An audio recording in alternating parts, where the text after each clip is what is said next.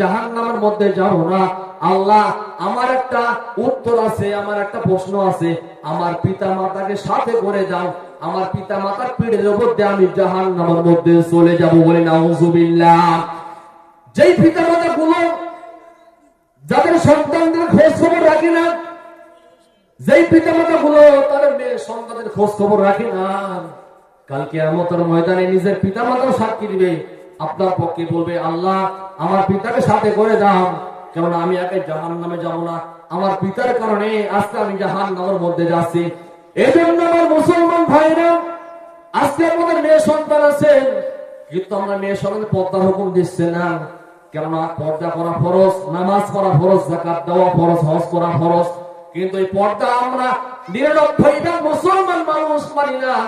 কিন্তু আজকে নামাজ পড়ি কিন্তু পর্দা করি না। কিন্তু যেই রকম নামাজ পড়া ফরজ, পর্দা করা ফরজ।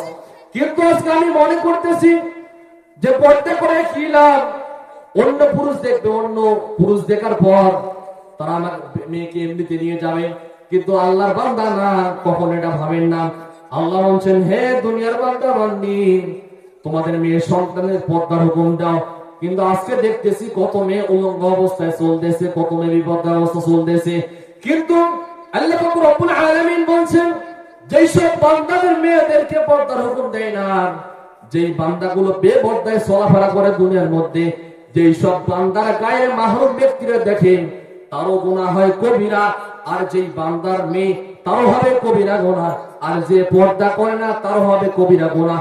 তাহলে দেখেন, এই কবিরা গুনাহ আলো আমাদের জন্য জাহান্নামে যথেষ্ট। কিন্তু আজকে আমি আপনি মুসলমান হয়ে নিজের মেয়ে সন্তানদেরকে পর্দার হুকুম দেই না। এজন্য আমাদের করণীয় হলো নিজের মেয়ে সন্তানদেরকে খোঁজ খবর রাখতে হবে। আপনি আপনার মেয়েকে পড়াই গেছেন স্কুলের মধ্যে, আপনি তো একটু খোঁজ খবর নিচ্ছেন না, আপনার মেয়ে কি করতেছে না করতেছে। কিন্তু কাল কিয়ামতের ময়দানে যখন আপনাকে সাক্ষী দিয়ে বলবেন, হে রব্বুল আলামিন, আমার পিতা মাতাকে আমার সাথে করে দাও, তখন আমার আপনার কি হবে? তখন আমার আপনার কি হবে? এই জন্য মুসলমান ভাইরা, আপনার মেয়েদেরকে পর্দার হুকুম দেন, ছেলেদেরকে নামাজের হুকুম দেন। কেননা পর্দা করা ফরজ, নামাজ পড়াও ফরজ। তো আল্লাহ পাক রব্বুল আলামিন আমাকে যেসব কথা বলার তৌফিক দান করলো, আমাকে আপনাকে আমল করার তৌফিক দান করুন।